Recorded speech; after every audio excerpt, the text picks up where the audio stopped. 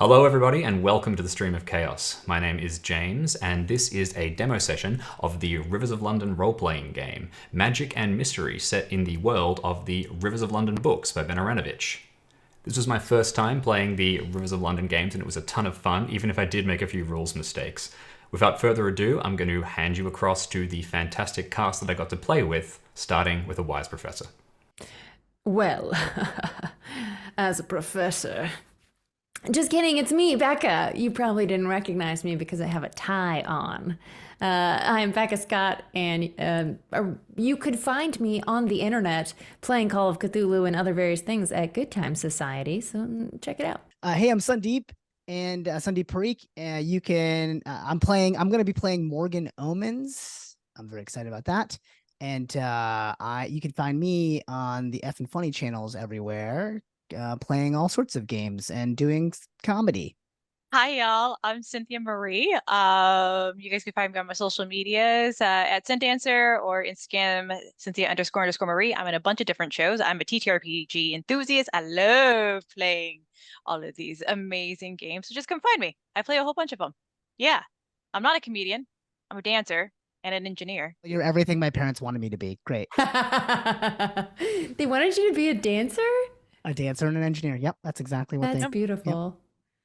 There you go. Yeah. So, jumping straight through and jumping away from details of engineering, although that might weirdly come up in the scenario we'll see. Yes, we are playing Rivers of London one more time. And for the completely new, Rivers of London is a series of urban fantasy books written by Ben Aranovich, and they follow Peter Grant, who is a specialist in the secretive London Metropolitan Police branch called the Folly, which deal with all kinds of magical mysteries. And the Rivers of London role-playing game, we play agents of the Folly, either police officers or nurses or academics, anybody who's attached, and we are trying to help everybody, both the people of the real world and the people of the demimonde, which is the magical world.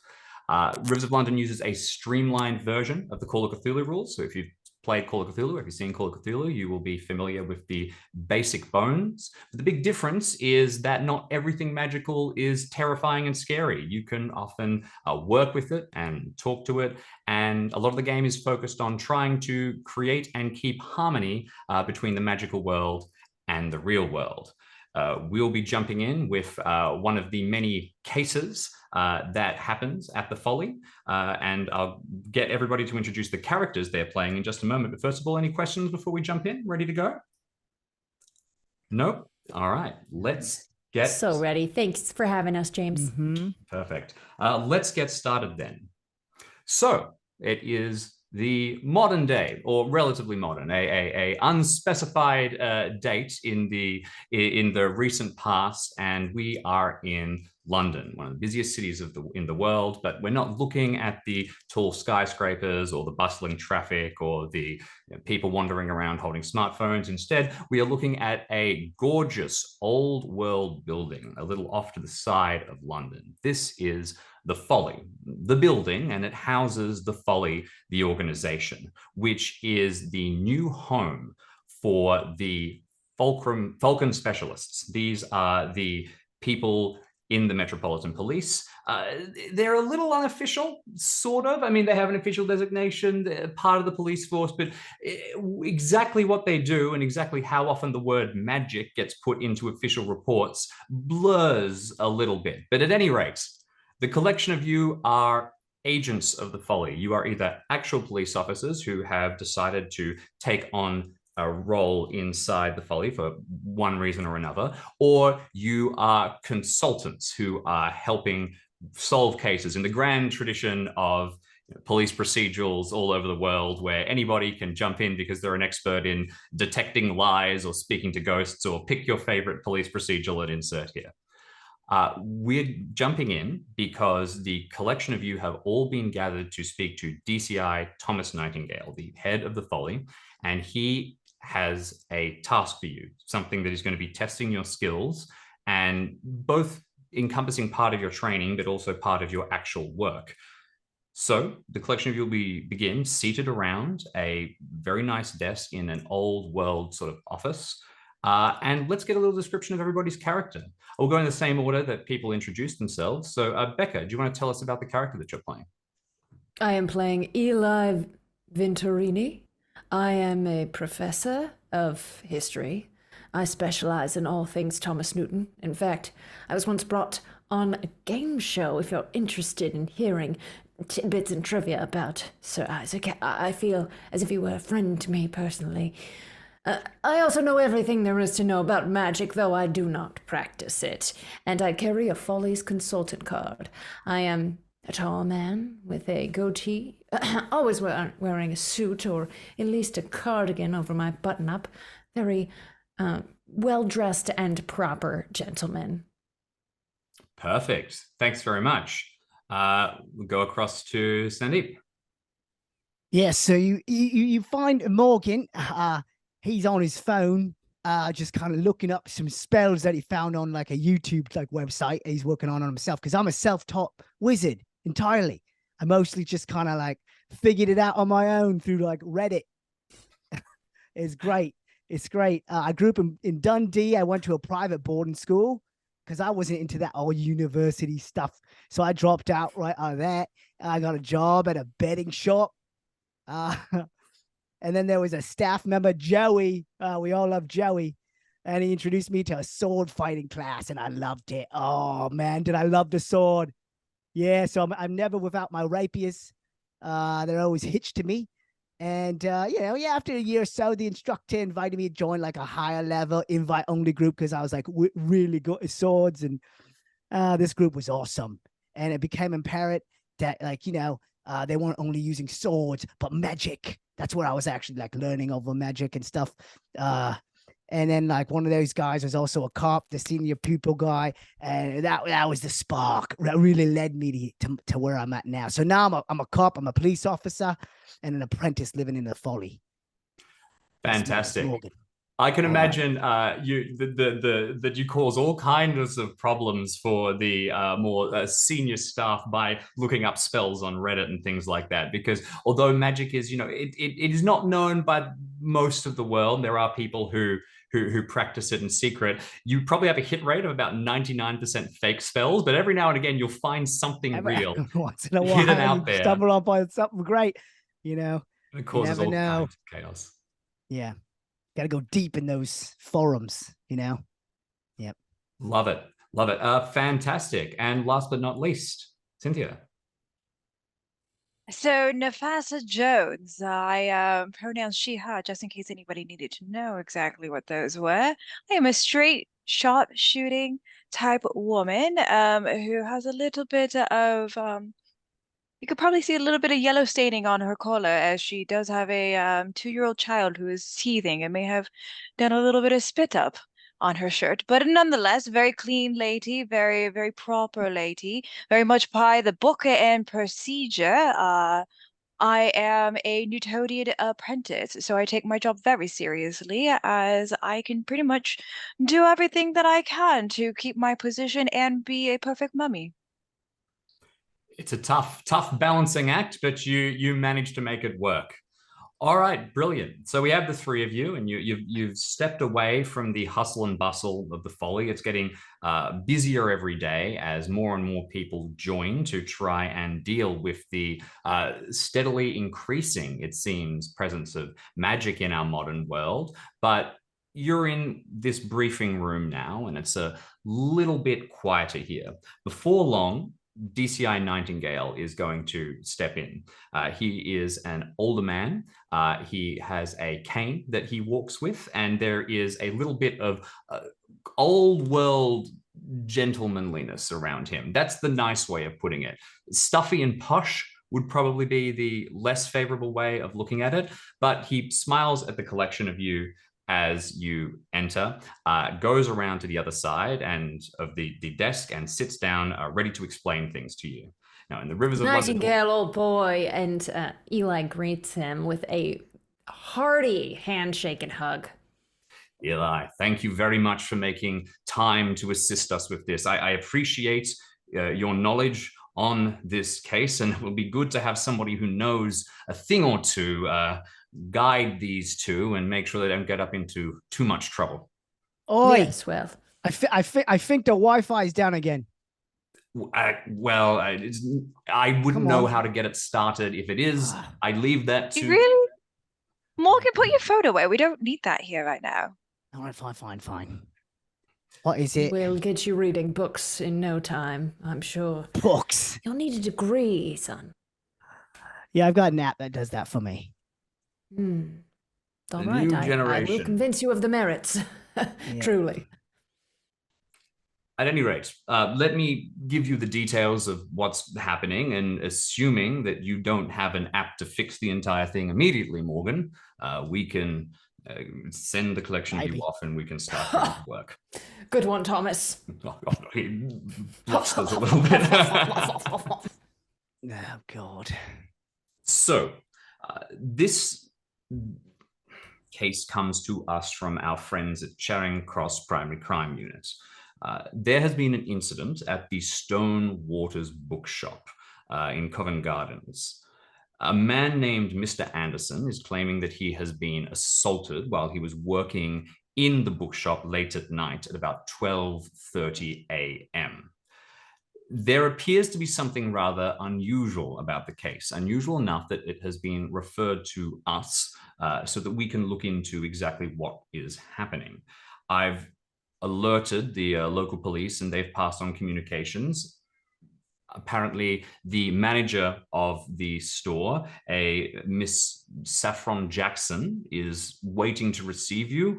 She wants to open the store at 11 a.m., which is when it usually opens on a Sunday, but is happy for you to conduct some preliminary investigations in the morning to check things through and to even see the crime scene, for apparently there is a crime scene, before it is packed away. We've also organized for Mr. Anderson himself to visit a nearby coffee house where he'll be waiting for the collection of you to conduct an interview. Your goal should be to figure out if this is indeed a Falcon case, and if it is, to render any assistance that you can to all parties involved. If you have Is any- the man all right, Mr. Anderson? Apparently he's a little shaken up, but not too bad. The police report said there was a mild concussion. Is there any security footage? I believe so, but you'll probably have to speak with the staff at the bookshop itself to get a hold of it. I'm sure that Miss Jackson can provide it. That said, we do not, as of yet, have a warrant for requisitioning the footage, so you can only get it if she volunteers. Understood. Final thing I should note Right. on that is if there is indeed some magical activity, as I'm sure Eli can remind you, and it's a little school teacherly the way he says it, which is very unfair for me because since this is a learn to play stream, you guys just don't know this rule. Magic tends to mess around with electronic devices, so it's possible that the cameras are no longer working, but we'll have to see how powerful the magical interference was and whether it did indeed break everything. What does Eli Duly know noted. about magic? Can't do any. Probably Well, just as much as you know about a Wi-Fi, Morgan. Eli takes huge offense, stands up abruptly, so much so that his chair falls backwards. Morgan, don't What is cross it? that line. All right. Yeah, back down. Right. Well, excuse me. Maybe Once I you- overreacted a bit. straightened your clothes out and sat back down.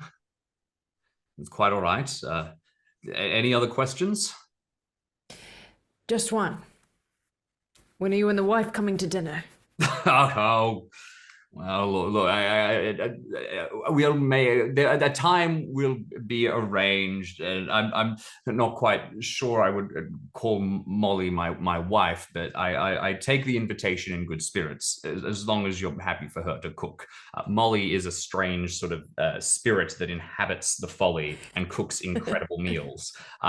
So there you go, a little fun factoid. Ah, yes. Well, of course, that's what I meant by wife. Molly, and you, I'm so happy for you. I just wish I, too, could find that sort of peace someday with someone else. He nods sagely, still probably a little terrified of saying anything unless in case he crosses the line of mentioning something too much magical. So I just do a quick little aside with Nafisa. I'm like, see, this is how the upper crust stays the upper crust, Nafisa. Take note. I'll just hobnobbing with I'd each say other. he's a little bit toddy. Indeed. Toddy, Well- indeed. I definitely know what toddy means. I'm not looking it up or anything. I know what toddy means. Yeah, for sure. Like, you could look it up on your phone if you'd like.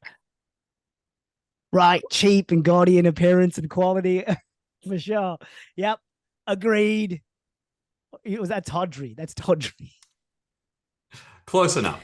At any rate, if you have any other questions, you can ask them to Nightingale. Otherwise, you have the resources of the folly at your disposal, so to speak. If you want to take any kind of preparation, you can. If not, it's jump into a car and head down to. I just want to ask. I want to ask one thing, which is: has anything ever happened at this place before? Is this like a repeat occurrence, or is this the first time?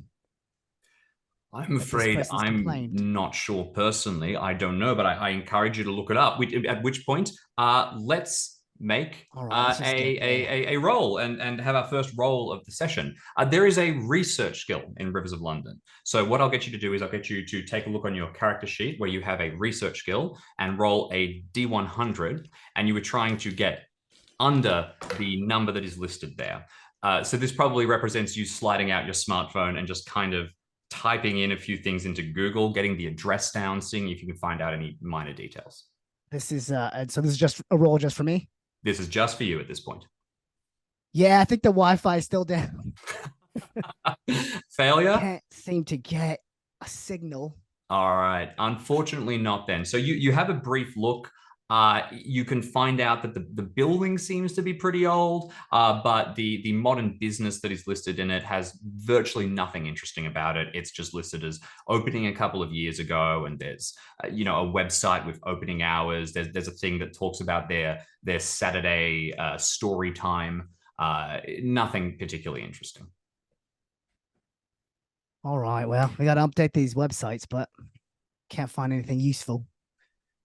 Well, if the store is going to open, so what time is it? Would you say, James? According to the book, very conveniently, I know that the meeting was at 8 a.m. God, Nightingale likes to get up early, so it's probably about 8:15, 8:30 by the time you get in the car. Oh, we've got less than 3 hours. We'll want to hurry to the crime scene in case there's any lingering magical activity. I'll need the two of you to survey. Eli, why is it that you don't have magic? Nafisa, some of us are born with it, some of us are not. The only time I take offense is when it's hurled at me as some sort of deficiency of mine. I know everything there is to know about magic, and that should be plenty to be accepted in this world. I'm just saying, you can learn it yourself. I can help. Sorry, Morgan. No, that was just my means of apology towards Morgan. I do hope apology that accepted. Though we have different means of acquiring our information, that we can respect one another in those pursuits. I hail a cab. Okay. Or if we have a car just waiting. You would have access to the Follies cars. They would have they have a fleet of vehicles, some much nicer than others, and you can jump in, drive down. You can take 2 cars if you want, or go on road trip style. But either way, before long, you'll be parked. Covent Gardens is kind of like a big sort of open mall area. I don't know how familiar the collection of you are with London, but it's filled with all kinds of exciting things. And this bookstore is on New Row, which is a section of it's like a sort of tight street with a lot of shop fronts alongside. Approaching, you'll be able to see the coffee house, which is called the Cappuccino Lounge, in the grand tradition of inventive coffee house names. And then just further up, there is the Stone Waters bookshop, which currently has lights on inside, but the doors are all shut and the blinds aren't drawn, but they are shuttered. So it looks currently closed, as you expected. As a professor, have I been here before as an academic that loves a good book? That's a great question. How about we get you to make a history roll, and we'll see if your work has taken you here. Oh yeah, that is a what do we call a less than half success? Less than half of the target number is a hard success, so that is good. It means you've frequented this bookshop before. It's not a particularly desirable, like it's not a cult bookshop or anything like that. It's just a standard bookseller, but they have a pretty good range, and it's in a pretty desirable location. I imagine that you browse through here at various points when you've needed to like be in this part of the city and you just want to take a look at a couple of books. I relate to Morgan Nafisa. This is a vanilla bookshop. I wonder what could have happened here. Oh, Well, speaking of vanilla, oh, cappuccino. actually, I took the liberty of ordering all your favorite drinks ahead of time on the app, so I just went ahead and just quickly picked it up for you. So here you go, everybody. Vanilla cappuccino for you, Nafisa, and then Eli just Espresso, straight espresso. Yeah, straight espresso, with an extra grumpy barista making it. So here we go. There you go. Perfect. Yes. I can taste the grump. It's almost my vestigia, if you will. All right, that got me. It's pretty good. Fantastic. And of course, Vestigia, just a chai course, latte for me. For just those watching at home, being the residual magical imprint that is left by people who use magic and sort of senses of strong emotions and things like that. If I had any. Cynthia, yes. Speaking of that, as we're walking up to the bookshop, I would like to try to see if I can sense any residual magic or observe if there's anything coming up to the storefront. Sure, you can make a roll, but I'll tell you before you do. From this distance, it would be astronomically hard. You would probably want to get inside. You'd probably want to get as close to the crime scene as you can. Really, this is kind of like a stick your face in a book sort of situation. That said, if it's a particularly strong magic, maybe you can get a taste. So feel free to roll. Just want to see if it's maybe lingering in the area. Yeah, no, totally sensible. Yeah. So that is a sense vestigia check. Am I correct? That is correct. Okay, so I got lower than my halfway point. Fantastic. So that's another hard success. Okay, I've said it'd be astronomically difficult, but you have a pretty good ability to sense vestigia. What does it look like when you stop to try and sense vestigia? Is it like a meditative thing? Is it a hyper alert kind of looking around? Yeah, so I think it's definitely like a kind of like just keeping an eye like scanning. You kind of like see her like dart, like you can see like feel certain things, and like she takes in like a big like deep breath to see if she can smell like maybe like some like apple cinnamon, but she might think that it's her drink at the same time potentially. Okay, I love it. So first of all, the hustle and bustle of London all around you means that it's quite difficult to get any solid information. But amongst the chaos, one or two things start to solidify. You're breathing in, you're trying to get that smell once again, and you do finally detect a smell coming from the direction of the bookshop. It really does seem to be pretty distinctly from that building specifically. You don't think it's nearby. It's not really coming out onto the street. And you've kind of got the whiff of the vestigia quite literally. So you will get more information once you're inside.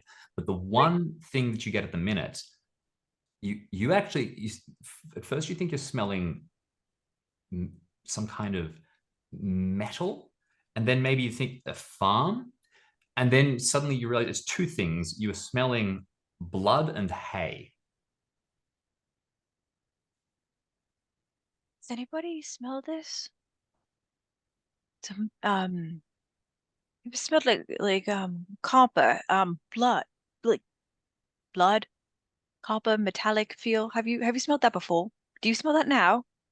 Well, that doesn't seem like the source of a concussion. Very strange. And that is also mixed with a bit of like a farm of some sort, like a bale of hay. Interesting. Okay, that's all right. Are we about to find animals inside this building? Bloody crops is what you're smelling. Very good. All Yeah, right. I suppose.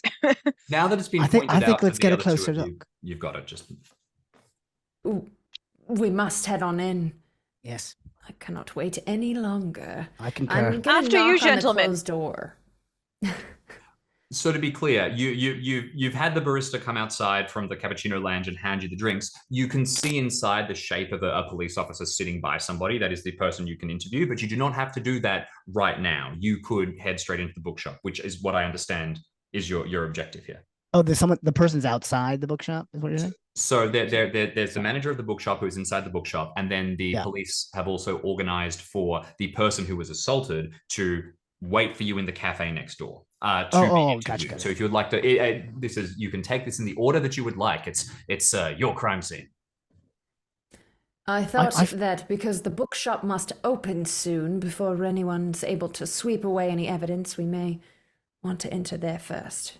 Well, I think you're the boss. Let's go. Well, it's just because I'm the one wearing a very expensive suit doesn't mean I'm boss. You never fail to mention. I'm happy to go inside first, take a look, and then we can see if anything corroborates with whatever the guy is going to say. Brilliant. So you head over to the shop. It is closed, but after knocking at the door, you see a woman behind a till just by the entrance, and she glances up towards the collection of you and will nod and head over, open the door. She spots the tie and your general demeanor and says, I'm sorry, we're not opening till 11, but says it in a leading way. She's kind of almost expecting you to say, actually, we're the police, we're here. Actually, we're the police, we're here. Okay, but come right in. Exactly what she expected. She invites you inside and will shut the door, and you see the bookshop laid out in front of you. It's a nice building, older, at least over a century old.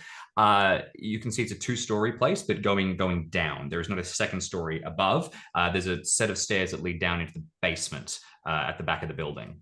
And the way it's set up lets you know that there's more books down there. So there's like signs and everything. You can see Jackson, I presume. Yes, that's me. Nice to meet you. She takes your names and say, "Look, I'm happy to help in any way I can. Thanks for coming." Miss Jackson, Miss Jackson, where were you about 12:30 a.m. last night? Where were you? Well, I was at home. I don't. And where's home? She gives you her address. It's not a couple of suburbs over. And what were you doing? Who were you with? I was with my husband. She seemed a little bit taken aback. Mixed omens. It seems unlikely the manager would have assaulted her own employee. All right, I guess I'll just ignore the statistics that those that get assaulted or by someone that they know. I guess I'll just skip right over that one. Just a quick question. How are you feeling after all of this? She glances across at you, Morgan, a little taken aback, and then turns back towards you, Nafisa, and will say, I'm all right. I wasn't personally injured or anything. I mean, I'm just hoping that this isn't going to be a major disruption to the business. It's and I've lost one of my staff, obviously, now because he said he's not coming back. So sorry. I want to get a read on like, if any of the details, I feel like any of the details, don't track or if they're hiding something. For sure. I'll very quickly also say, if you would like, kind of give everyone I'll give everyone a chance to sort of make one roll or do one thing here. You were pretty smart leaning into her with this interrogation. If you would like, you could make a social roll to essentially throw her a little bit, and then what I'll do is I'll give a bonus die to the others with their roll. So it might create an opening for the others to sort of be able to, maybe she lets slip something. Otherwise, you could just make a straight read people check. That is also perfectly fine. Well, they're both 30, so I'll do the social roll. I like your plan there. And then okay, so then they can roll a bonus die to try to help me. Is that the idea? So if you succeed, any success, any roll that they make will have a bonus die, because you've managed to put the person you're interrogating on edge, sort of thing. Okay. Can I press? Can I push? You can my roll? push it, absolutely. That will have the opposite result if you fail. Pushing is, you want another shot, but it's going to have higher stakes. So you'll have put her on edge and she's shutting down. And there'll be a penalty die on any roll you make to interact with her if you fail the pushed roll. I'm gonna push. Gonna go for it? Mm. Okay, Yep. fantastic. Oh, 25. Oh, so you made it. Just made it. Yeah. Success. Brilliant. So you almost went too far, but you judged it just right, and you've managed to shake her just a little bit. Because you are right, statistically that is correct, and it's occurring to her. I better make it clear that I wasn't around and things like that. We'll give the two of you a bonus die on any rolls you want to make. And what's your angles? What are you trying to achieve here? I feel like I hopped on your description of the physical environment a little bit. I wonder if there's anything else that you were about to say there. The only other detail I wanted to get across is that it has an unusual roof. There's quite a large dome in the ceiling, and it fits in with the architecture of the building before. You note this as you come in, remembering it's one of the reasons why you like walking around in this building, because it's quite clearly a historical curiosity. Maybe it was something to do with the way that the place was built. Maybe it was two stores that had a wall knocked through or something like that. But yeah, there's a large glass dome in the ceiling. That's about it. Also, you could please, Cynthia. I was to say my angle was I was actually approaching it from the opposite of Morgan here. I was going for the emotional pull to see if she is lying about like maybe more information she knows, if there's any like beads of sweat making her nervous, maybe an accelerated heartbeat, but just kind of approaching it from more of a physical, emotional standpoint from her. Brilliant. That sounds like a read people check to me, read person check. So you can make that roll, and you will have a bonus die granted to you because of Morgan's help. All right, I got a 33, so It's just a a regular little success. bit higher than half. But Yep. that's all you need. You're totally fine with just that. You could always spend a little luck, by the way, if you just miss by a point or two to bring down the value of your roll to get it within range. But you don't need to here because you have perfectly succeeded. So she is not looking particularly nervous as much as she is looking a little bit frustrated. You get the sense that this is somebody who really is focused on their business, that you can see like ledgers out by the till that she was checking over before the morning. You can already see a bunch of like printed out flyers. Looks like she's going to be handing out to like look for staff as well as presumably posting online. If you had to guess, you don't think she's involved. She seems just so focused on trying to make her place succeed. So then just one question. You have any security cameras footage that we might be able to take a look at? She hesitates for just a moment, then nods. And between the two of your roles, I think she's very happy to share it with you. We've got two cameras, one upstairs and one downstairs. I'll get the footage ready for the two of you. Excellent, thank you.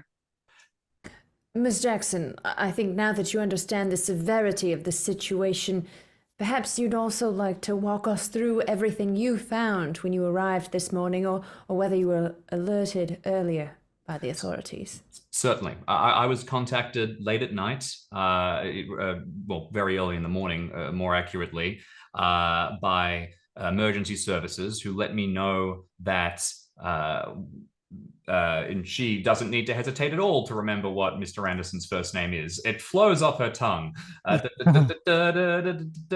Warwick. Mister.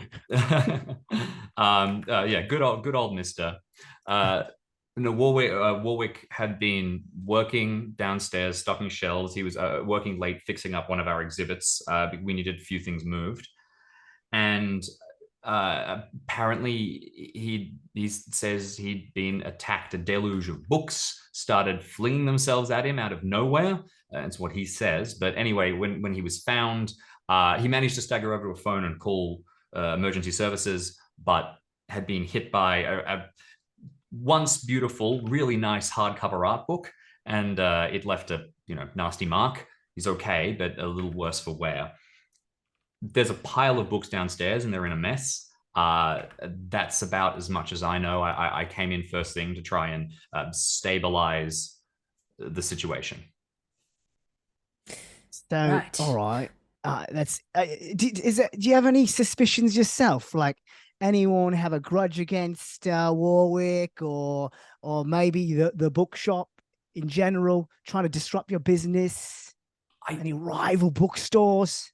I honestly, I'm a little mystified. I'm not really a, I don't really have a bunch of rivals. I'm pretty engaged in the community. People tend to like what I'm doing. I mean, who hates bookshops? Everyone kind of finds them fun. And what Warwick is, look, now that he's not working for me anymore, he's his own kind of insufferable, but he's a nice enough guy. And he really likes books. He cares for them much more than he cared for customers. And the idea that he'd damage any of them, and a few, covers were beat up and tossed around, nothing major, but I don't know. I mean, and why he's making up this story? I mean, a gas leak? But no, we take pretty good care of the place. It's a heritage listed building, so we have to. Can we tell if she seems to believe that magic is real when she describes these books flying off the shelves? You're still rolling off this same read person check. She does not, and that is by far the belief of most of the general public. 99% of people will have no belief in magic, and most of those who do will not believe in what the true form of magic is. It is still a relatively well-kept secret. The historical classification of this building, did that happen during your tenure here? No, I bought it while it was heritage listed. It just meant that the lease and the all the information came with a few caveats about how we had to do special care. We had to have a fire alarm system that basic. Yes, the restoration stuff. can be a pretty pity, if you ask me. I've investigated a few historical societies in my day. She does nod at that, and you can tell that she is at least somewhat frustrated by the extra steps. Fortunately, the council pitches in a bit, but it doesn't cover some of the specialist work. At any rate, it's a nice building, and I'm happy to take care of it. Like I said, I'm engaged in the community, and they care about this place. So do I. How's business? Good, but not good enough to franchise. Is that a dream of yours to franchise? I want to own the most bookstores in the city, the country. Hell, I want to go big. Ambitious. So you're not in this for the love of literature, but rather for the money. Well, I don't see any reason to can't coexist, but I respect both endeavors. Glad to hear it. No, you want someone who's just in it for the love of literature, you go speak to Warwick. Ah, indeed we shall. Is Well, there speaking anything of should we take a Mr. look at his Warwick. tapes Uh, first? Sorry. But sorry, Morgan, you were saying. Well, you're offering to show us the security tapes. Yes, she gets the tapes and she'll put them through. I'll just describe what's on them in a second. And you were saying, Nafisa, sorry. I was just gonna wonder where exactly these books that flew off the shelf went to, if we could take a look at them. They're down in the basement. You can go through and you can examine, just giving you the information of what you'll find at both spots very quickly. Down in the basement, you will see that there's rows of bookshelves, exactly what you would expect. The area where the attack occurred is in the celebrity cookbook section. Apparently there's been a big surge in all of these people releasing that sort of stuff. So they've got like a whole display up, although everything's been knocked aside. And there is just a flood of probably about 100, if not 150 books that have like dotted around as if someone had like a massive pile of them and had just been flinging them. They've knocked down other ones. It's a mess. It's going to take some time to clean up, which Miss Jackson, happily says she's planning to do. The security camera footage doesn't show you anything particularly out of the ordinary. The door camera that looks at the front door shows no activity. So nobody comes into the store or leaves the store apart from after Warwick locks it, and then the emergency services arrive. There's no camera pointed in the basement. There is a camera pointing into the basement, but it goes in between a couple of the aisles. So what you see is you've got these two bookshelves with like a gap in them, and then you see one book fly across, and then another book fly across, and then boom, boom, boom, boom, boom. There's a fired kind of machine gun cannon of books. Freeze frame, enhance. And you slam down the space bar. It turns out that doesn't help, so you have to grab the mouse and go back to it. Do you want to make I guess an observation check here? All right, I'll do that for sure. Here we go. 30 again. All right, let's see. Yeah, I think it must be a different key to hit the enhance button because it doesn't seem to be working. Unfortunately, you can't get any information then beyond there's this flood of books. It is not hilariously fast, but it is probably too quick for one person to throw by themselves unless they were a really good thrower. That happens for a bit. Then after one last burst, there's silence, and then poor old Warwick comes staggering out, bleeding from a head wound, and manages to get over to the till downstairs where there's a phone and grab a hold of it and call emergency services. Is there any audio? No, there's not audio, unfortunately. Okay. Nafisa, do you believe that's the coppery smell you have smelled? Storyteller.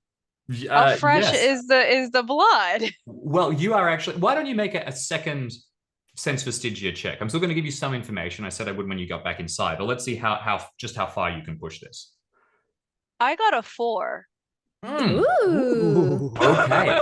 Spit take. So you only roll one time. So I'll lean on you again. How is your narratively, you're clearly very good at this, and this is an extreme success. So how does your behavior change? You've been a little quieter than the others, I think. And what are you doing to get this sense impression? Definitely, how do I explain this? She has this out of reality look about her face. Like, you guys have seen this face of Nefisa's. Like, she's just kind of in her own world, almost like she's looking at the dust, like when light hits it, like you see kids playing with like little particles of dust. So she's kind of doing that, almost like sensing the magic in the space. So she's not necessarily talking, she's taking everything in, like the ambiance and stuff. And she wrinkles her nose because the smell of the metallic is starting to really hit her. So my assumption is that the blood might be pretty fresh, but storyteller, please let me know if I'm off bases there. So the impression that you were getting actually feels much older. And now that you were able to get inside, you get more detail about what you had, and no, it's different. This feels seeped into the building. This is something that was around for a long while. It's nothing to do with what happened the other night, or at least what happened the other night hasn't changed the vestigia of this building. And that blood, it's not just blood, it's meat, and it's skin and its organs. And then you get more. You get a faint roar in your ear, and then it builds into this cacophony of jeering and yelling and drunken laughter. And that smell of hay, it's not a farm, it's just hay. Lots of hay, blood, drunken laughter, and a feeling of rage and panic building in your chest until you have to sort of blink back and get rid of it. In my apprenticeship, I'm a Newtonian apprentice. Have I come across these details in a book or anything that I've been taught? Like, would I know who this is? So every vestigia, what this is? Every vestigia is different, and this is not somebody or not a famous person's vestigia. It's definitely nobody you've met. The strength of it, the immediacy of it, tells you a couple of things, though. With an extreme success, the obvious thing that might have leapt to particularly Eli's mind as an educated sort on these matters could be, is this some kind of poltergeist situation? With terms like poltergeist in Rivers of London, it's a little bit like our interpretation of like science and things like that. So much like, we say epic a lot, something's epic. There is a technical definition for epic. It's a big poem, but that's not necessarily easy. So there is a technical magical definition for poltergeist. But it's maybe not as useful as just saying, like the movie Poltergeist, because people tend to know that more. This doesn't feel like what you would assume a poltergeist to be. This doesn't feel like what you would assume another spellcaster to be. This feels a tier above. It's a very strong vestigia. I pull out my phone at this point, and I'm assuming that Eli, Morgan, and I have worked together at some point in time. So I search for like a group chat real quick, and I type in all of these details because I don't want Miss Jackson to hear what I'm gonna say, but definitely alert the team of all of those details that you just heard. Brilliant. And that's the beauty of the smartphone. So you absolutely have all of this information, you two, while you're standing by the screen that's showing the security footage, and Nafisa is off by herself, batting at beams of light like a cat. Also, just for shits and giggles, I would also like to add a GIF of Outcast at the bottom, saying "Sorry, Miss Jackson." Okay. Excellent, good stuff. All right, the actual Miss I Jackson. immediately heart that. Brilliant. Eli The actual Miss has Jackson just software. fumbled his phone and can't figure it out how to unlock it right now. Well, there's We're on Slack. Come on, Eli. On Slack. You're on Slack? It's right. I put the app If right you in the could- top left corner. I'll open it for you. No problem. All right. Oh, you downloaded that for me. I don't use that one. I just use the phone mechanic. Don't you ever How did you call get people- this into grayscale? Oh my gosh. I don't know. Right. I open it for you. Oh, interesting. I wonder. I think I saw a book last time I type was it. here. Coven's Gardens Historical Curiosities. Can I look for a book that would tell me what this building used to be? Certainly, you can make a history check, and with the resources at your disposal, I think it's only and considering that you kind of know what you're looking for now, it's only fair to have a bonus die. I think so. Take a bonus die. Oh, good. Thank you, because I need it. Oh, Oh, I have just a hard success. just a hard. That's all you're going to need. So you're all fine. You are left alone now, just quickly, Morgan, with Miss Jackson, who will go through a couple of final details with you. You can finish off the sort of police report details. You kind of close off your senses and regain yourself, Nafisa, and you rush through. The Dewey Decimal System better than anyone else here, and you're able to track down the right book before long. Flick through. I dropped my phone as I ran out of the room because such things are only serve a purpose of leading me to the written word. Absolutely. And fortunately, there's some useful written words here. Flicking back into a history of this part of London, you will find that this was one of the more famous cockfighting rings until it was banned quite a while ago under the Cruelty to Animals Act. But it clearly, the power of that, and you would know this as a magical scholar, things like that leave an imprint on a place. And it seems to you that there is some kind of sense memory stored in there. Now, it almost certainly has something to do with what's just happened, but how that link comes together exactly, that's a little bit more complicated. With a hard success, and based on the information that Nafisa got about it, maybe it doesn't feel like a poltergeist. The other option is something called a genius loci, which is sort of a being of a place or a spirit of a location. That's a much more powerful degree of creature, and also one that's much more difficult to sort of deal with. You can't just exercise them. They're kind of immortal. if that's the case, you're going to have to figure out what pissed it off and see if you can smooth things over. We might be dealing with a whole a house full of angry cock spirits.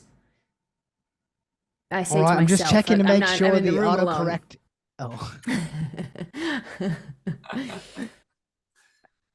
Is there anything else you want to do inside the library? Otherwise, sorry, the bookstore. Otherwise, you can step back outside. That means you can talk publicly without Miss Jackson there, and you can decide later on whether you want to go. I just want to ask Miss Jackson one final parting question, which is, Miss Jackson, I'm sorry about pressing you so hard earlier. You know, you gotta check under every rock. You know. No, I understand. Yeah. Here, I got you a chai latte. Just to smooth thank things you. over. From next door. I appreciate it. Just drinks it. Just curious, has anything ever happened like this before in the past? Has there been any other suspicious activity you've registered in your security cameras otherwise in the past? Nothing that I've noticed, and she seems pretty honest about this. I'm still happy for you to write off that previous success. She's willing to speak with you. If the building was haunted, it would be a marketable point. People love that kind of stuff, but there's no legends about that. This is just a building like any other. Right. I texted the rest of the team. I don't think we should keep the interviewee waiting too much longer. Right. I head towards the exit of the shop, putting the book back where I found it. Mm-hmm. Perfect. Okay. You head back away and step outside. All of you are now aware of this vestigia. It had since it's been pointed out to you by Nafisa's expert sleuth abilities. So you can all sense it. And I will say, Eli, it's the cocks. Exactly. Even though you are not a Newtonian practitioner, anyone can learn to detect vestigia. Anyone can learn magic with enough practice too, although it's definitely something you can have a talent with or not. But you can act on the vestigia and you can feel it and you can use your abilities to detect it as well. All right. I'm sorry, you just said cock. Why?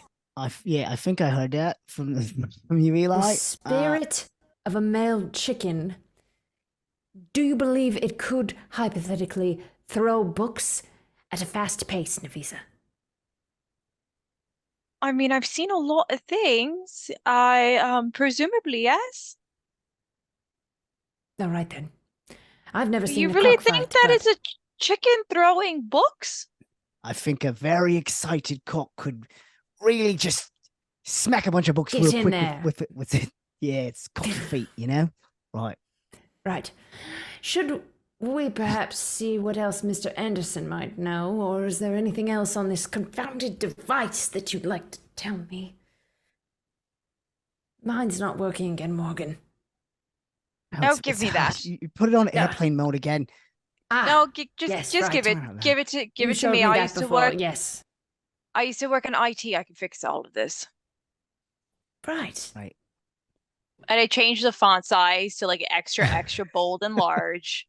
Oh, I toggle a couple brilliant. of different things so that he doesn't turn on and off certain features, and I literally get rid of every single app except for Slack and the phone. Child lock, so I can't accidentally call emergency services without 3 other layers of... Oh, good, yes. They've been getting rather upset with me about that one. Oh, and I also changed when you click on phone, it goes to a rotary dial. Yes. Nafisa, you are brilliant. Well, thank you. I wouldn't mind another espresso. So, tiny cup is empty.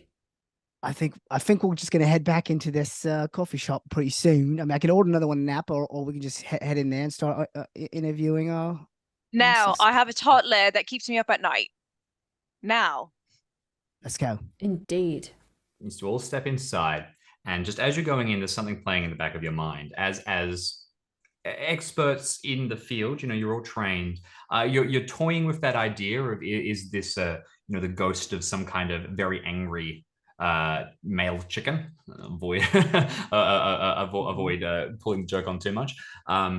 But ghosts are, as I mentioned, kind of a tier down from the power of the vestigia you've been sensing. You can't help but wonder if there's more to this.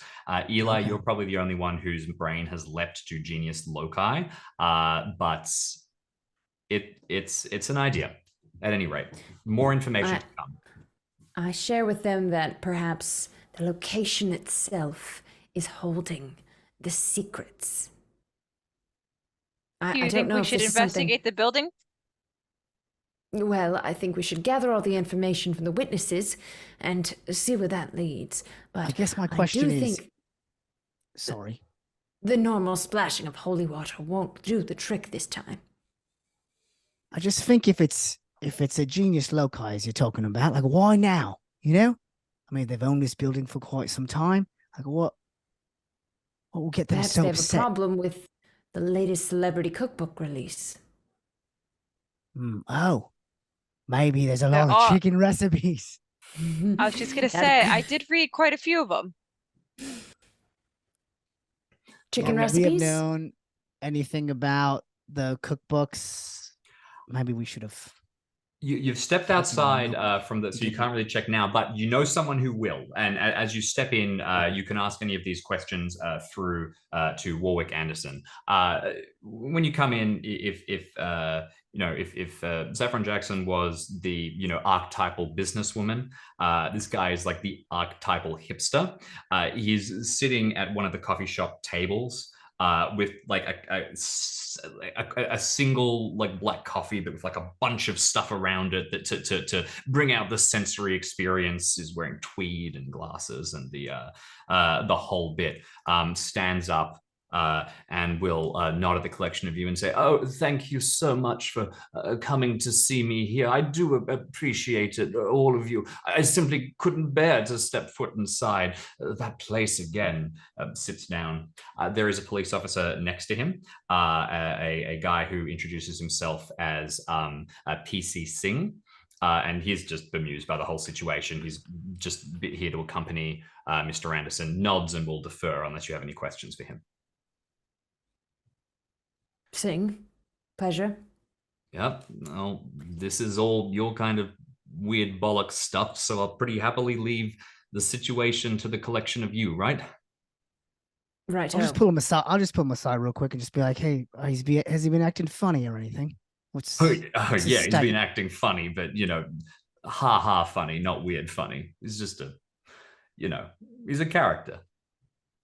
Bless him. All right. I'm gonna go up to Mr. Anderson and I'm gonna kind of do the emotional pull again just to kind of see heartbeat, sweating or anything. So Mr.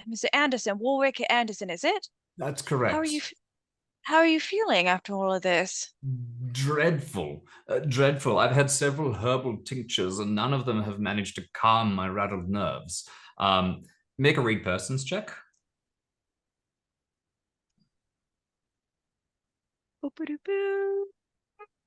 43, so what is your read person skill? Yeah, it is at a 60. Full is 60, half is 30, and I got 43. Okay, you're at a success then. Yeah, he seems he seems perfectly like exactly. He's a straightforward guy. He's a little odd, but he's telling the truth. And he just seems like he's somebody who is, very, very deeply nerdy into books and into his own world, and is quite shaken by what happened. You don't get any extra senses of suspicion from him. Is it possible for Sing. you to walk us through what happened? Of course, I'm very happy to. Did you have Sing, another? would you be a chap and get us another round of cafe? Yep, sure. The French word, you see. Brilliant. He walks over. A collection of you can all sit down, and you're with now Warwick, who says, "I was working late setting up the display of the new cookbooks. We wanted to get it in for Sunday because we do good traffic on Sunday, and I had to move several full exhibits to accommodate it.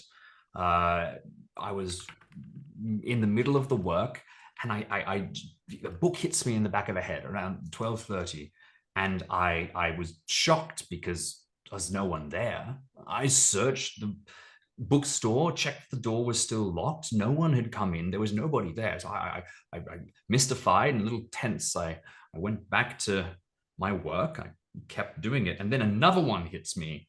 And then I turn around just as a third flies in. And I swear to the collection of you, I swear they were coming off the shelves and they were firing straight towards me as if gripped by some invisible hand. Just I shielded myself as best I could until I was hit with the art book and everything got a bit fuzzy. I managed to stagger over to the phone, call emergency services, and the next thing I remember, one of the paramedics was helping me up. I've heard of a book jumping off the shelf to be read, but not like this.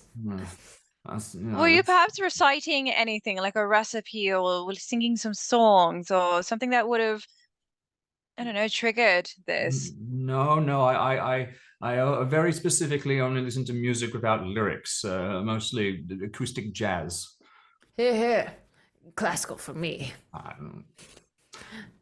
Do you think that there was anyone that could have possibly gotten in? I mean, do you think it was something supernatural? I saw the books hovering. I told the police poltergeist, and apparently they called the collection of you. Ridiculous. Well, I'm glad you think so, because I perished the thought, and he looks quite, a little shook. Yes, no, a much more devastating spirit. A genius loci must have been it. Something really fierce, something unseen beneath the building. I put my hand over Eli's mouth real quick. Back it off. To slack. I did. Oh God, I won't set foot back in that place again. I've handed in my resignation. I'm going to go somewhere else, to a bookshop where they appreciate my talents.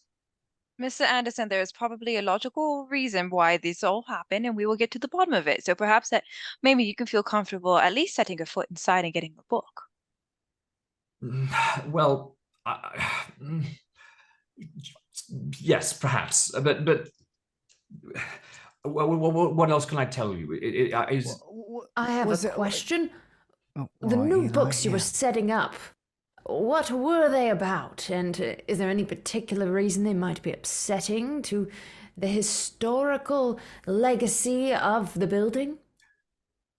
I didn't know the building had much of a historical legacy, but I can't see why. I was moving, so we had the children's section and the art section down there, but we have a Saturday reading for children. And we had difficulty getting prams up and down the stairs to the basement. So we moved the children's section up, and then we moved the celebrity section there, which meant we had to move the art section as well, just for more space. What was the last book or object that you were moving before the incident occurred? It's sort of a staggered process. Lots of books. I think I just finished moving the children's section, and I was just starting on the other two when it happened. Have you ever experienced other supernatural forces in your life, Mr. Anderson? No, and I was very happy to have maybe found something, but now when you started talking about genius loci, I rather think I might like to never experience one again. Well, pish posh, no. You should always be seeking them out. This is the meaning of life, dear boy, is to find what lurks beneath the surface of what we know, what can be seen that was previously unseen. No. Unlike any other Mr. Andersons, he seems to have no interest in what lies behind the curtain. So, he's pretty nervous whenever you start bringing up that kind of stuff. But he has no explanation for what had occurred. Off, Eli, back it off. It's I get quite fine. passionate, Morgan. Right. These are just some theories, right? We don't want to get all, future tripping or get look crazy. There might be a reasonable logical explanation for all of this. I mean, is there any are there any areas that we should maybe go investigate in the bookstore that you think might be helpful in figuring out whether maybe there's an access point that someone could have snuck in? Maybe there's a secret room with all sorts of old books or something. I feel like I felt so tense that whole evening. I feel like if you go there at night, you'll have a similar experience. Interesting. Yes, Cynthia.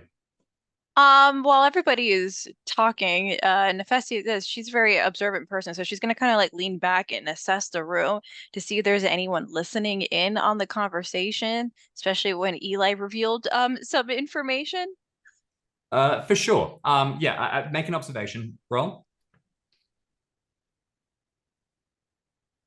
Ooh, that's you're gonna love this number. I got a 99. Oh, fantastic. Okay, so that's brilliant. So you are kind of glancing around, and I really desperately, because it's a fumble, really desperately trying to spot if anybody is listening. Nobody, first of all, nobody really is. It's one of the weird things about sort of bringing up magic. It is, in the Rivers of London world, a kind of open secret that you can find if you press a little bit, but very few people tend to. And if anyone does overhear the conversation, they either decide it's, you're just talking about a movie, or you're just role playing, or you're just, and then they're misheard, and they're not really paying much attention.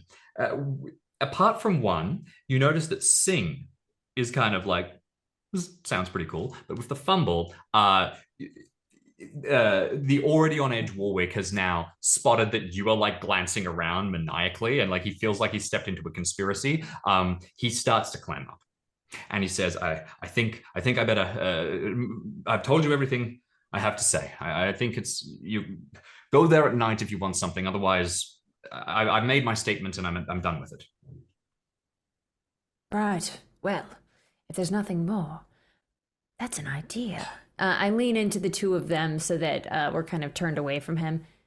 If we do come back at night, Morgan, what if you use some of your confangled devices to maybe set up alternate angles on this security footage? Oh, that's actually not a bad idea, Eli. Yeah, sure. I mean, we could, do I have any sort of remote cameras or anything like that? Like, I don't know what kind of equipment I might have. I think that is absolutely fair. It is an established thing in the Rivers of London universe that technology can be super helpful when put to good use. So yeah, you are one of the wizards who embraces technology, and you have a whole bunch of cameras and gadgets around at your house. Yeah, you can set it up. Well, I'd like to set. All right, I think it's a great idea. Let's try to set it up right within that blind spot that the security cameras didn't cover. What do you think? I think that is a genius loci idea. Oh man, you are a dad full of dad jokes. Yes, well, I was an orphan, so I have to make up for the lack of father in my childhood. Ooh. Do Okay, I know deep real quick. anything? Moving on. Do I know if a genius loci would likely have a hot spot within the building? Like if the same spot will be hit twice usually? That's a really good question. I think what we might do is we might zoom out a little bit and cut to some research, because this is probably you all going like back to the Folly and using the libraries and diving in. You need to go back to your place, Morgan, so that you can get a bunch of material. So you depart from the coffee shop. PC Sing stops a little bit near you, Eli, just kind of going, so it is all real then. I don't know what you're talking about. And I take the espresso cup from his hand and I shoot it real fast. Okay. You can see the spark of curiosity in his eye, which you could either nurture or snuff out. He's not quite over the threshold yet. Do you vanish? I snuff. You snuff. You vanish mysteriously, and he, no, of course not. And he steps away. Brilliant. Could I say real quick that when that happens and I hear that, I take out a lighter and I kind of like click click and you can hear that she's struggling with it and you see a little light turn on that's not a flame. And Oh, she just like fantastic. hears that and goes like You cast your wear light, absolutely. Do you want to make a magic test for me, just because we have sure. it's Oh, actually right, we have technically spells. technically you have in your spells you can see one of them is ticked. That means it's mastered. When you master a spell, it's no longer any kind of pressure to cast. So mechanically, you wouldn't need to make a casting roll for this, but do it all the same because it might have an additional effect. Sure. I got a 54 and my magic is 60. Okay, perfect. All right. So from Sing's perspective, it's enough to put that spark back, and he will continue to hover in between the halfway until thrown one way or another. The collection of you leave. As you are walking past the bookshop again on your way out, Nafisa, you've got the light that's staying for a little bit, and you're about to douse it. But you notice as you approach the shop, it goes out by itself, and it makes you stop for a second. And you can first of all remove one magic point because you did cast a spell.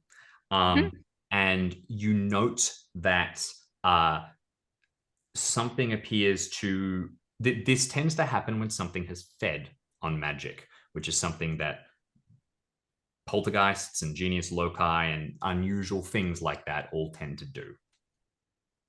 I yank Eli by the tie. Did you see that? Like, the light went out. Oh, this isn't good. It's gaining What does that power mean? if it's sucking your magic, is it not? Oh!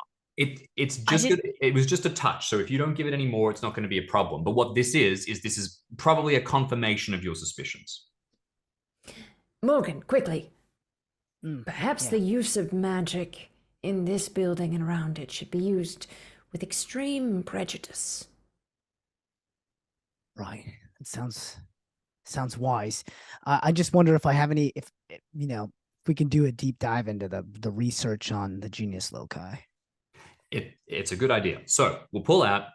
The store's opening anyway, so you're going to come back at closing. You can organize with Miss Jackson. She will be a little tense, but the Charing Cross police will liaise with her, and once she's headed off for the evening, you'll be able to come in and conduct any experiments you need to inside the bookshop, so long as you clean up after yourselves.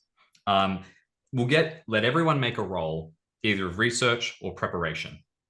So someone's going to need to, I think, probably an observation roll, I think, to get just all of the material together you're going to need for camera wise. And this seems like sort of like a projected thing. You're kind of guessing what you're going to have to get ready. Otherwise, a research roll is what you're going to need to put together information. Now, history, Eli, is a more specific variant of research that is going to be specifically tied into the past rather than you won't be pulling up new information as such. That's basically the idea. I think I'm going to use I'm going to use a I'd like to do research, mainly because I have more points under it. Sure. But what I really want to find out is if there's any sort of magic that I could use without giving the genius loci power. I'm wondering if I could, sort of disguise, like if my shield could be utilized to disguise, magic, or if that just would, make it stronger as well. Sure. That's great. Researching that interaction will be totally good. So I'll get you to make a research roll for that. Let's find out what everyone else is doing, because I'll give you all the information at once. Okay. Eli, what would you like to do? I think using my expertise in history seems a proper venue, given that I'm the only one with this capability. That makes total sense. What would you like to look up? Let's see. We already know it was a cockfighting ring, and your expertise extends to the history of magic, if that's a direction you want to go in. But I leave it entirely in your hands. Absolutely. The history of magic. Well, I don't want to cross over if someone else is researching genius loci, but I could look more into genius loci specifically. And I'm curious about why there's a glass dome on the bookshop. What aside, like what that had to do with a fighting ring? Seems like a very nice setting to have blood and hay everywhere in. Would it be safe to say that you were going to be looking into, if you don't want to cross over with this, looking into the way that genius loci work from a magical perspective, because Morgan's kind of going to be doing that, you're going to look into everything about that building. Like, you know, you're kind of looking into what the genius loci would be, sort of. Like, why is there a dome? Why is this here? When was it built? What was the... Yeah, I'm looking over every public permit building record, like comparing the plans architecturally, everything historically about this location. Sure, fantastic. I like it. Brilliant. And Nafisa? I'm also going to be looking up the loci, but I'm actually going to be looking on Google, looking for any way on how to defeat them, any sort of dispositions or dislikes that the loci have. Maybe some sort of weaponry, some magic. Is it fire, water? What don't they like? Okay, fantastic. That sounds great. So I'll get everyone to make a research roll.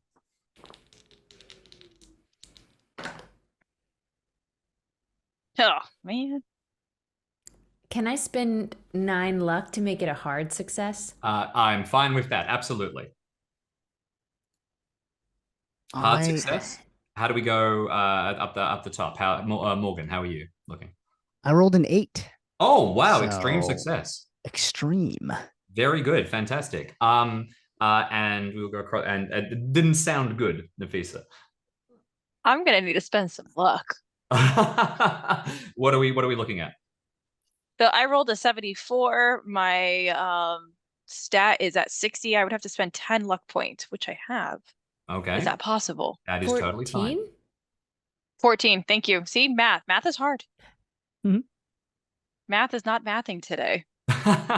I'm happy to do book things for you, whatever they may be. Probably taking care of that toddler, you know.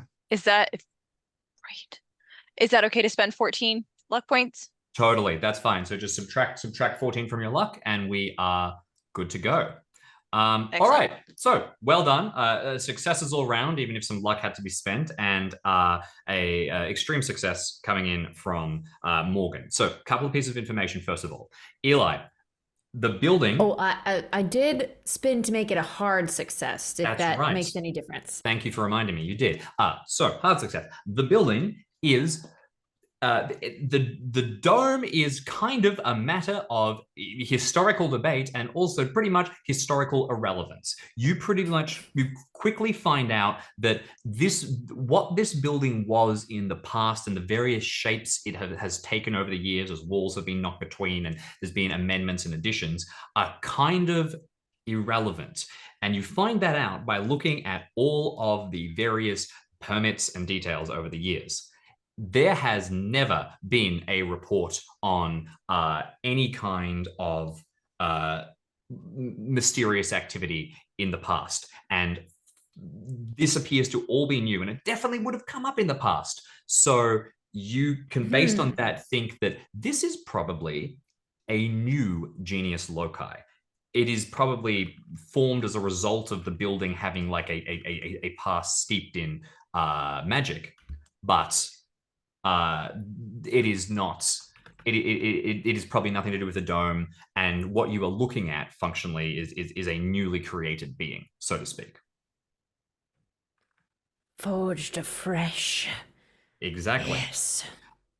Moving very quickly through, because we'll take a break in just a second.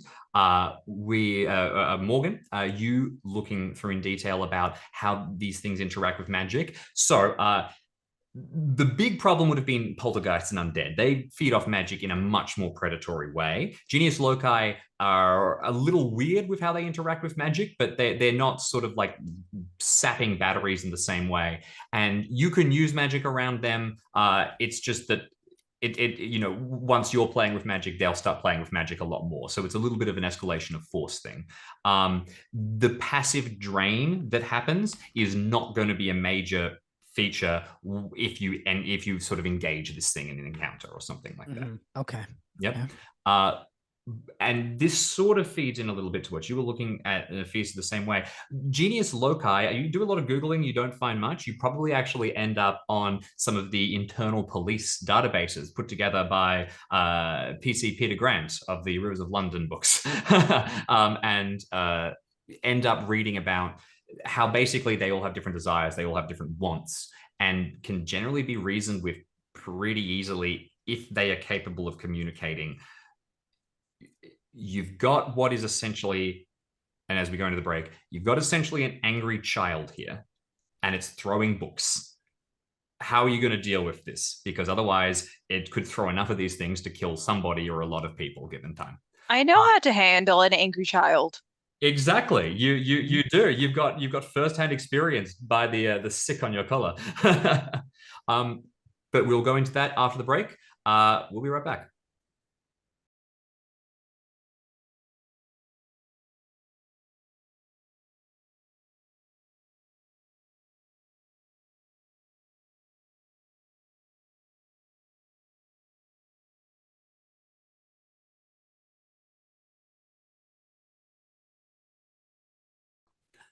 Hello again, we are back with Rivers of London, and where we left things off, we have a angry child spirit that's throwing a tantrum, and more specifically, throwing books. And how are we going to deal with it? Nafisa has some ideas, but with the collection of you congregated around one of the folly tables, probably eating a meal cooked up by Molly or something before you head out for the night, what's the plan?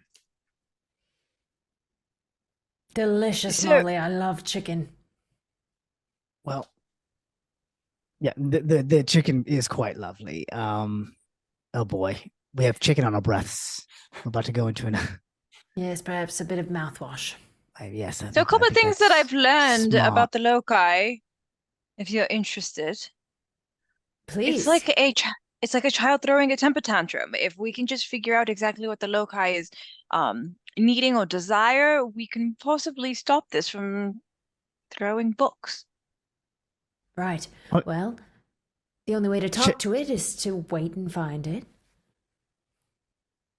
Yes, I'd like to rig up my camera, my 4K webcam that of course connects directly to my phone, and wonderful features. You could chat with it. You can even put a speaker on and talk to whatever is on the other side. And what I'd like to do is rig it up with my magic. I don't know if this is possible. But if anything should spawn or otherwise, appear, that I'd like to trigger. I don't know. Can I trigger my flash bulb to get a really good look?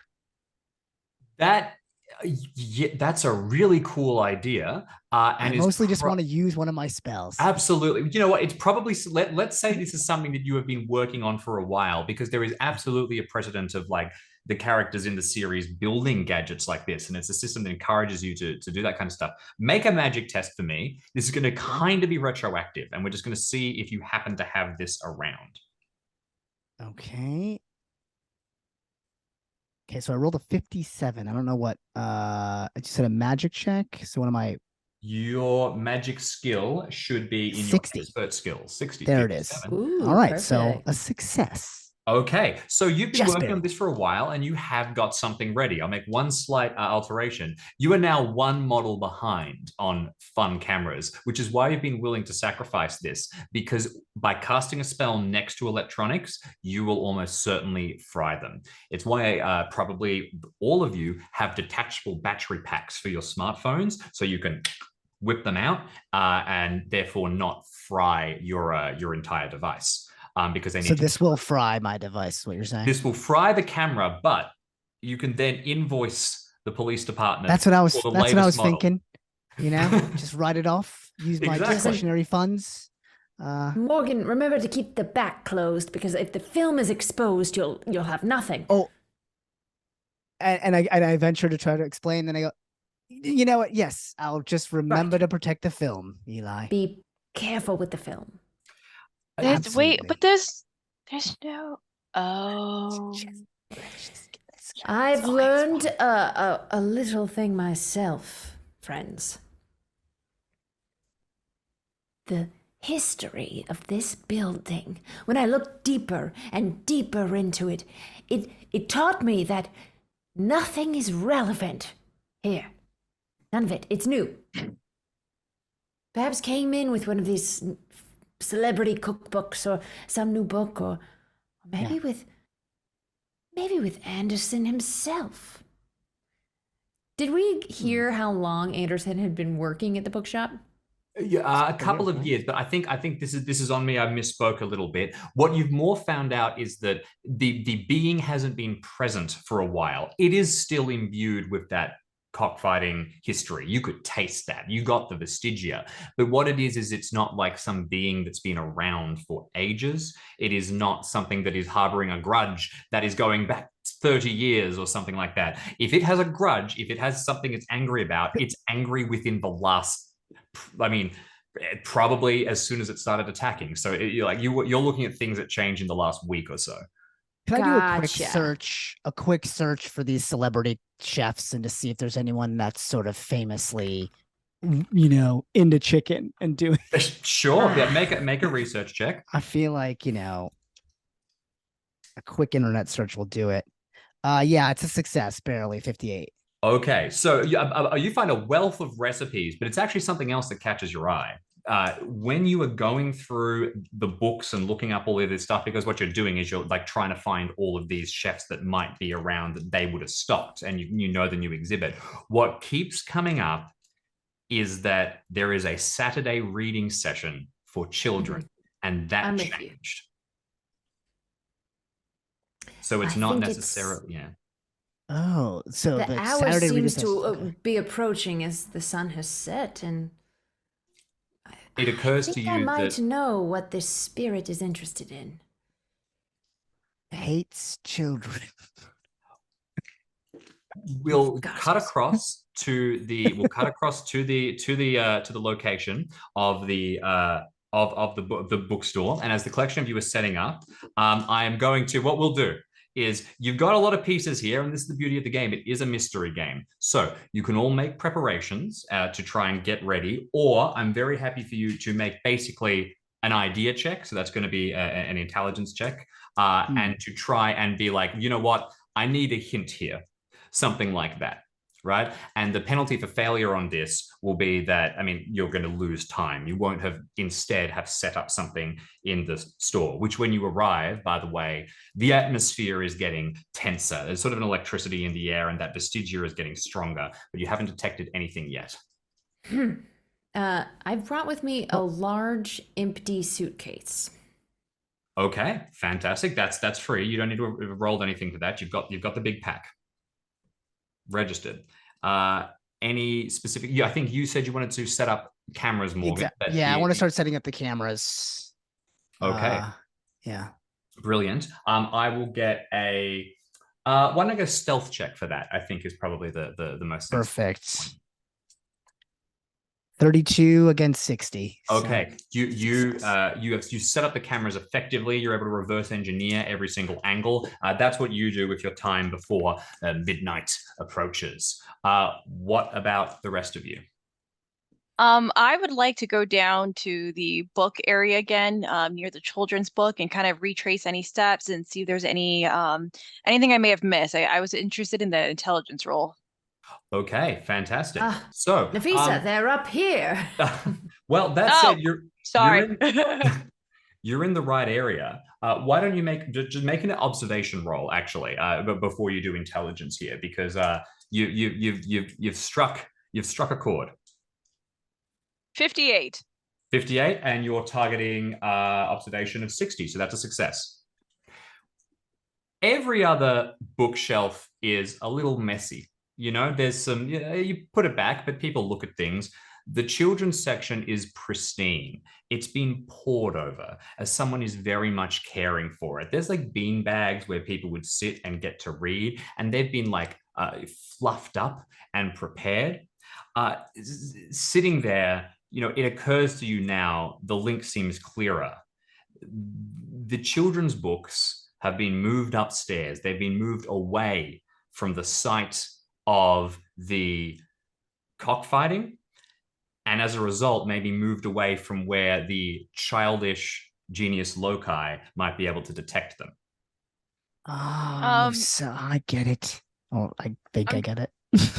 I'm gonna sit there. I'm actually in my pocket. I'm gonna take out one of my toddler's like teething toys, the kind of like gummy, like ring sort of thing. And I'm just gonna kind of like play with it as a kind of like a thinking tool, but also maybe to coax out if this is like a childish thing. Brilliant. So we'll set up towards what is going to be the inevitable climax. You're drawing in on that time when you know the assault happened. First of all, Eli, any last things you want to do before we leap to the inevitable disaster? Well, upstairs, I fill the empty pack with one of each of the newest children's titles and bring them down to where I assume we're sitting together, awaiting the recursion of the loci. Okay, fantastic. That makes sense. So you've got thinking tool ready. You've got a bunch of books. You've got all of the cameras set up that are rigged to go with a spell as soon as they detect something. And you're pacing about, you're waiting. And that feeling starts to mount. Can I get all of you to roll actually, don't roll. Tell me what your luck is currently. 51. 51. 60, because I haven't used any of my points, I don't think. Brilliant. 46. 46. You are the lowest then, Nafisa, which means we will say that as you're not pacing far from each other, you're all down in that basement, and you head not too far around when you suddenly spot a tower, almost like a house of cards of books that have just been set up in the middle of one of the aisles. There's been no sound that's alerted any of you to movement, but it's just there. Notably, I like motion. Okay. Don't say anything, just The collection of you dart forward. Notably, your cameras have not been set off, Morgan, by this. You all dart around and you glance at that. You can see it there. The vestigia is getting stronger. You can taste the blood. You can hear the shouting all around you. The lights flicker just a little. No, atmospheric. Excellent. What's everyone doing? I want to take out one of the children's books and just start reading it. Okay. I was gonna do through the speaker in the camera that I've put in there. Oh, brilliant. Okay, so you whip that out, and head over. So you've got cameras set up everywhere with speakers now. So this is going to be blasting through the entire building. Then I would imagine. Is that what you're trying to get at here, or have I misunderstood? Well, I figured I localized the cameras around where the incident occurred. Sure. Okay. But it's coming. It's so you've got several cameras and they're all blasting down the reading as you Right. get forward. You pull it. It sounds like you're both teaming up. Eli, you're helping with this. Nafisa, would you like to be doing something different, or are you all eggsing in this one basket? no, I'm gonna do something different. I'm holding my hands up just in case I have to let off some magic. Okay, brilliant. And I'm gonna instead call out and say, Loci, we have brought your reading circle back. Morgan here, reading a tale. What's that one, Morgan? The cow. Yeah, the cow. The cow. That's what I'm reading.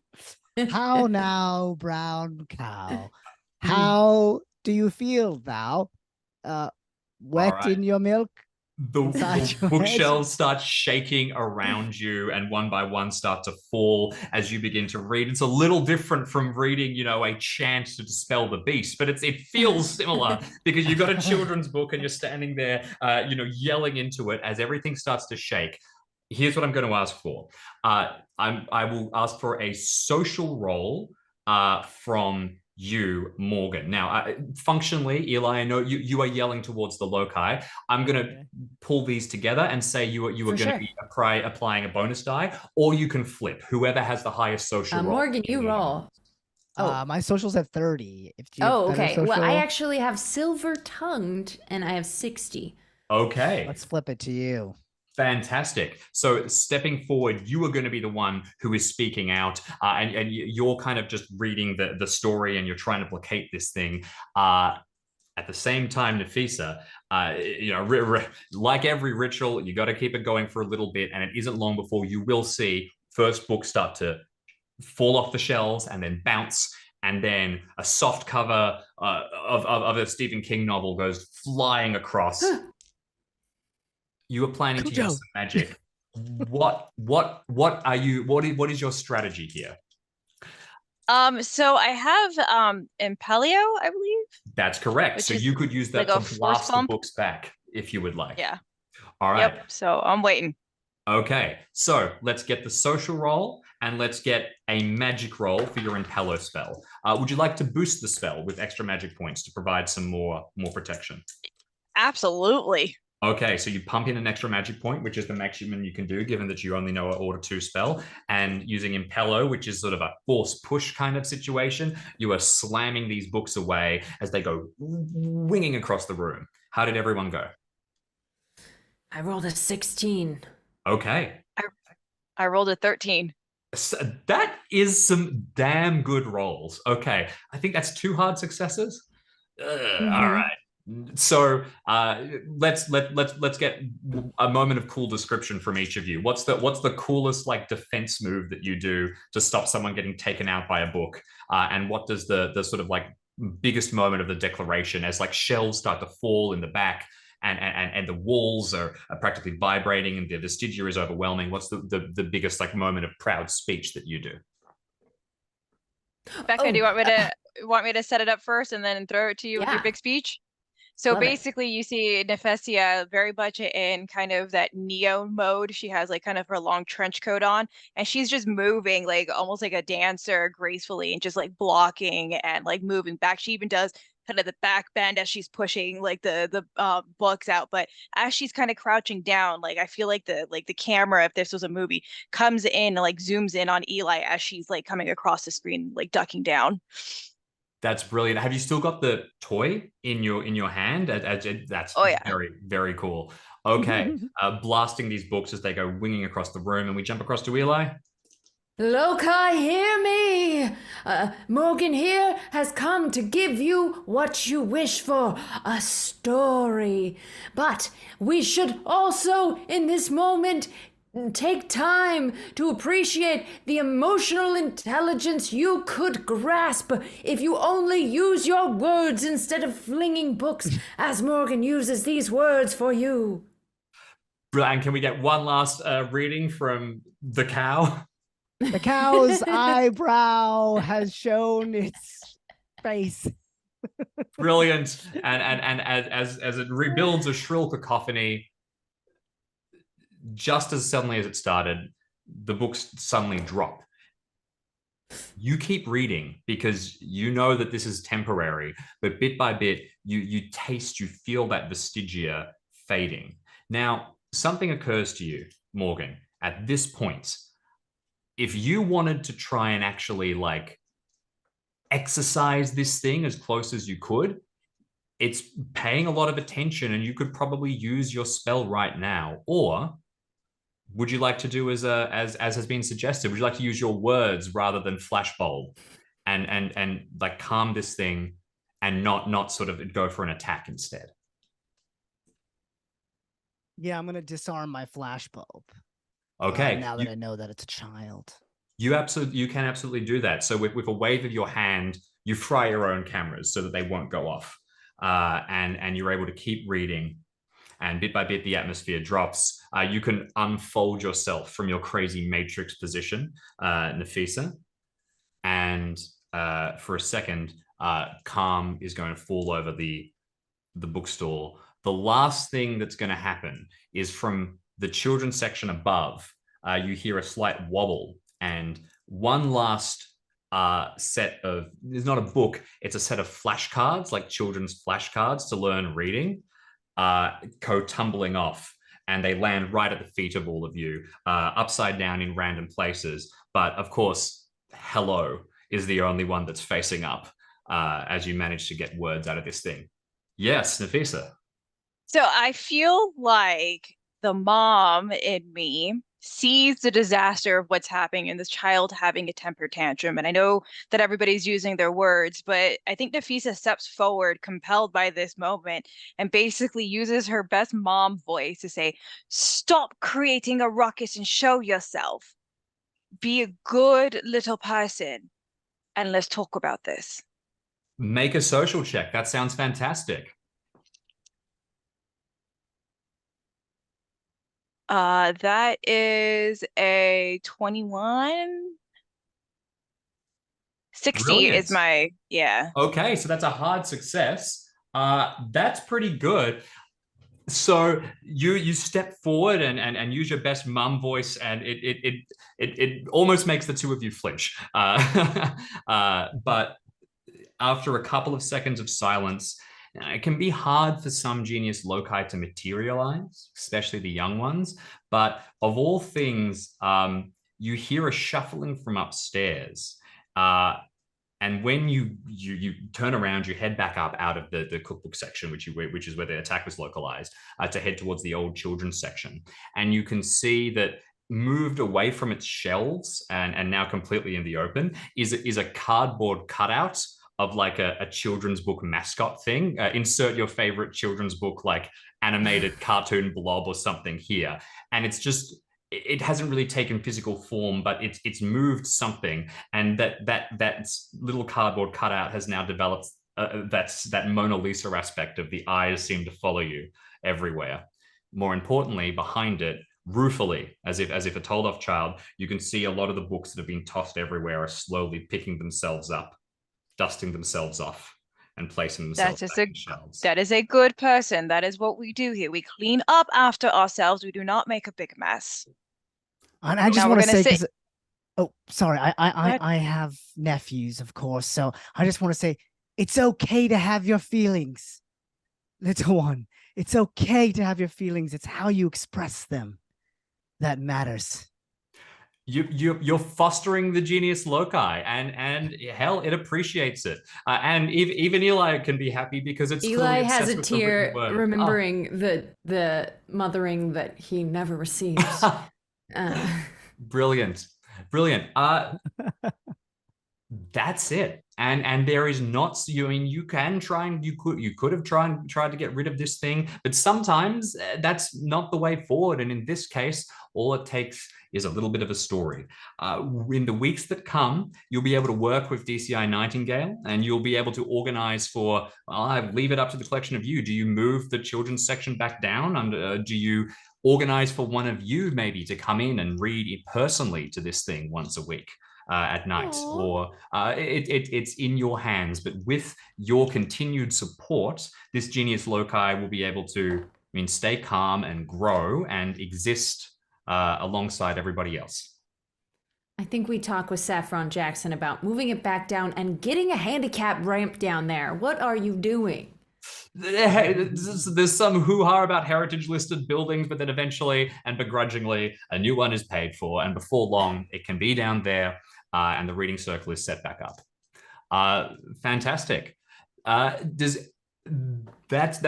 Rivers of London. Does anybody else have anything they want to do before we finish the scenario? Any little epilogues they want to throw out about their characters? I think Nefesia leaves the teething toy for the loci at the end of that scene, and you probably would see Nefesia bring her toddler to the bookstore and read books to her toddler, but knowing that she was reading the book for the loci as well. That's lovely. Yeah, fantastic. I think Morgan, leaves one of the cameras behind with the speaker. I mean, I'm a busy guy, but every once in a while I'll pop on there and read "How Now, Brown Cow, Your Eyebrow." It's a baby monitor. Yeah, every once in a while. Brilliant. I love it. Eli? Eli seeks out Warwick Anderson to get him to come back and work for the shop, because it is a shame to have one less reader in the world just because a few books were thrown at him. Okay, I think you'll be able to do that with enough convincing. And as a final thing, just indulge my curiosity. PC Singh, will we ever see him around the Folly? Do any of you nurture the spark, or is that a story for another time? You do? Okay, fantastic. Yeah, So Oh, yeah. Like course, yeah, Nafisa of course. went. I yeah, think brilliant. yeah, it was Nafisa's sort of spark nurturing, right? So at some point you'll go and reveal the truth to the PC Singh, and we'll see Yeah, what happens. I show him a red camera and a blue camera, and maybe even a purple one. Brilliant. Okay, Eli well, jealously hoards magic because he'll never have it for himself. fair enough. Fair enough. Okay, well, that is it. That is Rivers of London. That is the scenario, the bookshop, which is one of the scenarios you can pick up by picking up the Rivers of London book. It is actually based on one of the short stories in the Rivers of London series called The Cockpit. So there you go. If you may have recognized the Very story cool. there. There's plenty of other content available, and you can find out more at chaosium.com. Thank you so much to our wonderful cast. I will now hand over to them so you can go and find them, watch more of them doing cool things of various forms. Same order as last time. Let's start with Becca. Hey, I'm Becca Scott. You can find me at the Becca Scott, and you can find my content anywhere at Good Times Society. Brilliant, fantastic. Across to Sandeep. I'm Sandeep Parikh. You can find me everywhere at Sandeep Parikh. And the only thing that I am focused on and care about right now is a show called Desi Quest. So if you're interested in seeing an all South Asian cast playing in an all South Asian mythological universe, a TTRPG, D&D, then check out Desi Quest. It's DESIQuest.com. Yay! Brilliant. And Yeah. Cynthia. Hey, Cynthia Marie here. You guys can find me on social medias at Dancer, or you can see me on a couple of different shows. I actually ran my first Vampire the Masquerade games, one that was completely based in my heritage, Puerto Rico, and then the other one is a little bit of a spooky, like 1920s kind of theme that should be coming out soon. So check out my social medias, find out when those are going to be played. And honestly, this was such an honor to play here. This was I think all of our first time playing it, and to me, it was a super easy system to jump right into. So thank you for that. I thank you so much. Thank you all for playing. It was great to have you. Remember, you can find out more at chaosium.com. Thank you to Ben Aranovich, of course, for writing the dang series, and we'll leave it there. Thanks for watching, and goodbye.